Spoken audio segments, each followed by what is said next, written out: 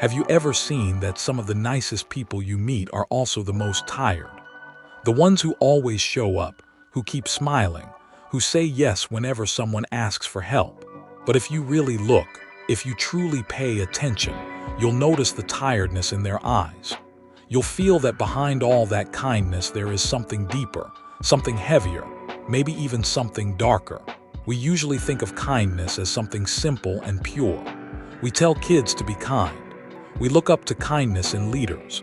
We often judge our own humanity by how much care and compassion we give to others. But kindness, like everything else in this messy world, has a shadow. And if you ignore that shadow, if you act like it's not there, kindness itself can become harmful. It begins small. A child learns that being kind, being easy to please, brings them love. When they push aside their own needs to keep others happy, they get smiles, praise, maybe even affection they didn't get in other ways. As time passes, this link sinks deep into their nervous system. Kindness turns into survival, and as they grow older, it gets harder to tell the difference between who they truly are and what others want them to be. They turn into the dependable one, the good person, the friend who never complains. But here's the truth. When kindness is forced, when it comes from fear of being rejected or a desperate need to feel valued, it stops being true kindness. It turns into a mask, and masks, when worn too long, begin to choke the person underneath. Think about the people in your life who never stop being kind. They'll listen to your problems for hours. They'll help you move. They'll lend money they don't really have. They'll give up their own rest just to make sure you're okay. At first, it looks admirable, almost saintly. But if you've ever been that person, if you've lived that role, you know the truth. Behind every act of sacrifice sits a quiet resentment, a small voice that asks, "What about me?"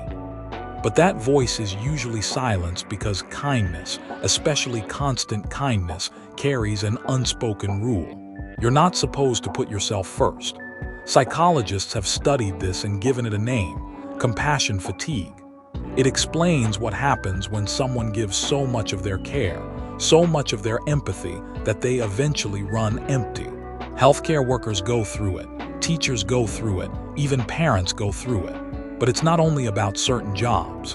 Everyday people, those who see themselves as kind souls, face the same risk. Research shows that people who always put others first report higher levels of anxiety, depression, and even physical health issues compared to those who keep balance. Kindness, when left unchecked, becomes self-erasure, and that's the dark side.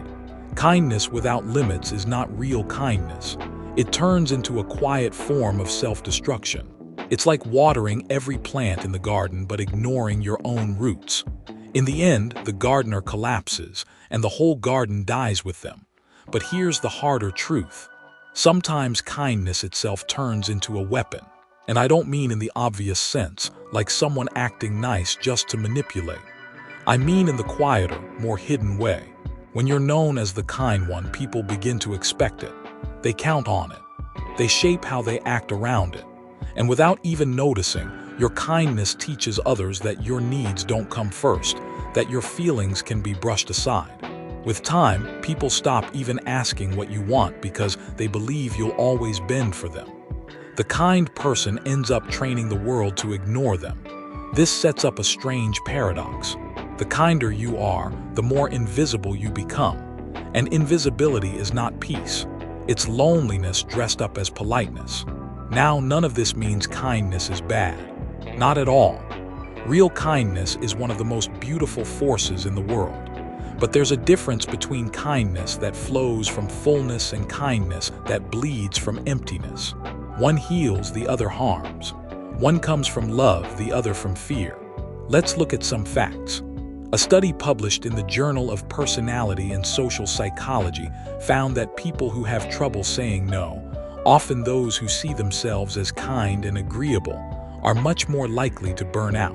Another study from the University of Berkeley showed that helping others increases well-being, but only when it is free and genuine.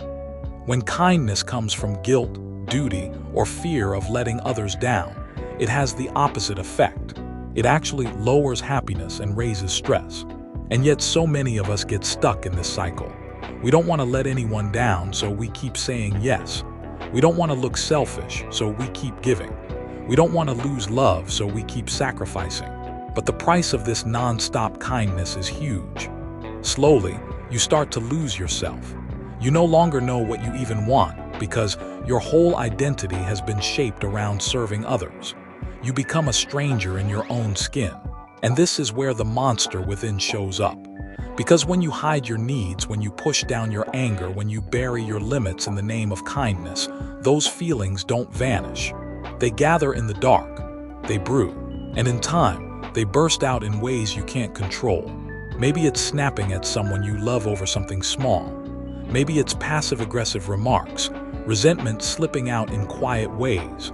Or maybe it's something darker, years of bottled-up feelings exploding all at once, leaving you shocked at who you've become. We like to think kindness protects us from darkness, but the truth is, kindness without honesty creates the perfect place for it to grow. Because every time you say yes when you really mean no, every time you smile when you want to cry, every time you hide your truth just to keep someone else comfortable, you are not being kind. You are leaving yourself behind. And leaving yourself behind always comes with consequences. Now let's be honest. Why do we do this? Why do kind people struggle so much with boundaries? The answer comes from our culture. From a young age, many of us are taught that kindness equals worth, that being agreeable is safer than being real, that love is earned by what we give, not by who we are. Kids who grow up in homes where love is conditional, where affection depends on performance, obedience, or sacrifice, carry this belief into adulthood. They become adults who mistake people-pleasing for kindness. But real kindness doesn't erase the self. Real kindness includes the self. If your kindness is costing you your peace of mind, your happiness, your energy, then it's not kindness anymore. It's self-neglect disguised as virtue. And this is where understanding matters. Neuroscience shows that the brain has something called the mirror neuron system. It's what lets us feel empathy. When you see someone in pain, your brain reacts as if you're in pain too. That's why kindness feels so natural to humans. We're wired to connect. But here's the problem. Mirror neurons don't tell the difference between healthy empathy and harmful empathy. If you keep exposing yourself to other people's suffering without limits, your brain floods itself with stress signals. Over time, this creates chronic stress, weakens the immune system, and drains you emotionally. In simple terms, your brain is not designed for endless kindness without boundaries. It's designed for balanced connection. So the dark side of kindness isn't that kindness itself is bad. It's that kindness can be twisted by fear, by childhood lessons, by culture, by old wounds into something that looks good on the surface but slowly eats you from the inside. And when that happens, the very thing you thought was your strongest trait turns into the thing that breaks you. Now, stop and think. If you've ever felt this, the tiredness, the quiet resentment, the feeling of being invisible even while others praise you for being kind, you are not alone. You are not broken. You are not damaged. What you're feeling is the natural result of living in a world that never teaches us how to balance giving with protecting ourselves. It's the monster within, not because you are bad, but because unspoken truths always find a way to surface. And this leads us to the real question. How can we practice kindness without letting it destroy us? How can we stay caring without turning into martyrs? How can we love others without leaving ourselves behind? So, how do we do it? How do we live with kindness in a way that heals instead of harms? The answer rests in one simple but uncomfortable truth. Kindness must start with you. Not in a selfish way that ignores others, but in the sense that if your kindness doesn't include yourself, then it isn't true kindness at all. It's an act. And pretending eventually falls apart. Think of it like this. If you've ever flown on a plane, you know the safety rule. In an emergency, put your oxygen mask on first before helping others. At first, that advice feels wrong, even unnatural. Why wouldn't I help my child or loved one first? But the logic is clear. If you pass out from lack of oxygen, you can't help anyone. The same rule applies to kindness. If you ignore your own needs, your own rest, your own well-being, then your ability to truly care for others will slowly suffocate. This is where boundaries come in. And for many kind people, boundaries feel frightening. Boundaries can feel like rejection. They can feel like selfishness. They can feel like shutting people out. But the truth is, boundaries are the clearest form of honesty. A boundary says, this is what I can give and this is what I cannot. It says, my love is real, but it cannot survive if I am empty. It says, I care enough to show you my limits because without them, my care will turn into resentment. Psychologists explain boundaries as the invisible lines that mark where you end and another person begins. Without those lines, relationships blur into dependency, manipulation, or quiet suffering. With them, relationships become steady, mutual, and built on respect. In fact, research shows that people who set healthy boundaries often build deeper, more meaningful connections because their kindness comes from choice, not pressure. And here's another fact. People who honor their own boundaries are often seen as more trustworthy. Why? Because when they say yes, you know they truly mean it. Their kindness isn't forced, it's real, and realness is magnetic. But here's the challenge. Setting boundaries isn't only about saying no to others, it's about saying yes to yourself. And that can feel strange if you've spent your whole life tying your worth to selflessness. It can feel like you're betraying the very identity people admired you for. You might even lose some relationships along the way. Some people won't like it when you stop stretching yourself thin. Some will resist, accuse you of changing, maybe even pull away. And that hurts. But it's also necessary because relationships built on endless giving were never balanced to begin with. Now, let's look a little deeper into the psychology. There's an idea called pathological altruism. It explains what happens when the urge to help actually causes harm, to the giver or to the receiver. For example, when someone risks their health to care for others, or when constant rescuing stops the other person from ever learning independence. Pathological altruism looks like kindness, but it creates dependency, guilt, and exhaustion. It is kindness turned upside down. This connects to something even larger, the cultural myth of the good person. Many societies put kindness on a pedestal, calling it the highest virtue, but often in a way that quietly pushes people towards self-erasure. Think about how often we hear things like, she's such a good girl, she never causes trouble, or he's such a nice guy, he always helps everyone. Hidden inside those compliments is a dangerous idea that goodness means never asking for anything, never saying no, never disturbing the peace. But real goodness is not about erasing yourself. It's about showing up as your full, true self and still choosing compassion. When kindness comes from truth, it frees you. When it comes from fear, it traps you. So how can you shift from trapped kindness to free kindness? Here are some strategies, not as quick fixes, but as lifelong habits. First, practice the pause. When someone asks something of you, don't rush to say yes. Take a breath.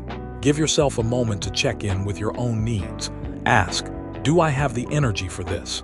Do I want to do this? Does this fit with my values? Even a short pause can save you from automatic people-pleasing. Second, learn the power of gentle no's. A no doesn't have to be harsh. It can still be caring. It can still be kind. I care about you, but I can't take this on right now. Or, I'd love to help, but I don't have the capacity. The world won't fall apart if you say no. In fact, the more honest you are, the more people will respect your yes. Third, reframe your worth. Your value is not measured by how much you give. Your value is built in. You existed before anyone needed you, before you learned to use kindness as survival. You are worthy of love even when you say no, even when you rest, even when you carry nothing on your shoulders. Fourth, take care of your own garden. Fill yourself with what nourishes you, friendships that lift you, creative outlets, moments of peace. When you live from abundance instead of scarcity, kindness flows naturally. It's not forced. It's not draining. It becomes a true gift instead of a transaction. And fifth, let yourself feel the harder emotions, anger, frustration, sadness. These are not enemies of kindness. They are signals. They show you when your boundaries are being crossed, when your needs are being ignored. If you push them down, they turn into the monster within. But if you face them, if you listen, they guide you back toward balance. Let's go back to the mask metaphor. For many, kindness has become a lifelong mask. The smile you wear to hide the exhaustion, the yes you give to avoid conflict, the generosity you display to prove your worth. But masks are heavy, and the longer you wear them, the harder it is to remember your real face. The true journey is not about throwing away kindness. It's about taking off the mask and letting kindness flow from the real you. The you who can say yes and no with the same honesty. The you who is kind without fading away. There's an old saying, if you want to know who you really are, look at how you treat yourself when no one is watching. That's where real kindness begins. Not in the approval of others, not in the praise for being the nice one, but in the quiet choices you make for your own well-being. Do you rest when you're tired? Do you forgive yourself when you fail? Do you speak to yourself with compassion? If not, then your kindness to others rests on a weak foundation. Here's the irony. When you treat yourself with real kindness, your kindness toward others grows stronger, not weaker, because it comes from fullness, not from being drained. It inspires instead of exhausts. It lifts others up with you, instead of leaving them leaning on you forever. And maybe that's the final lesson. The dark side of kindness isn't about rejecting kindness. It's about changing it, from a mask into a mirror, from compulsion into choice, from survival into love. So the next time someone says you're so kind, pause for a moment. Ask yourself, is this kindness coming from fear or from freedom, from exhaustion or from abundance, from the mask or from the real me? The answer to that question will reveal more about you than any compliment ever could. Because at the end of the day, the monster within kind people is not their anger, not their limits, not their boundaries. The real monster is self-neglect. And once you face it, once you set down the mask, you'll see that your kindness doesn't vanish. It only grows stronger, clearer, more radiant. It becomes the kind of kindness that not only keeps others alive, but keeps you alive too. And maybe that's the ultimate kindness, to live fully as yourself, without erasing, without pretending, without apologizing. To show the world that compassion doesn't mean erasing yourself. It means truth. That's the kind of kindness the world needs most. Not endless yesies, not quiet suffering, but the courage to love without losing yourself.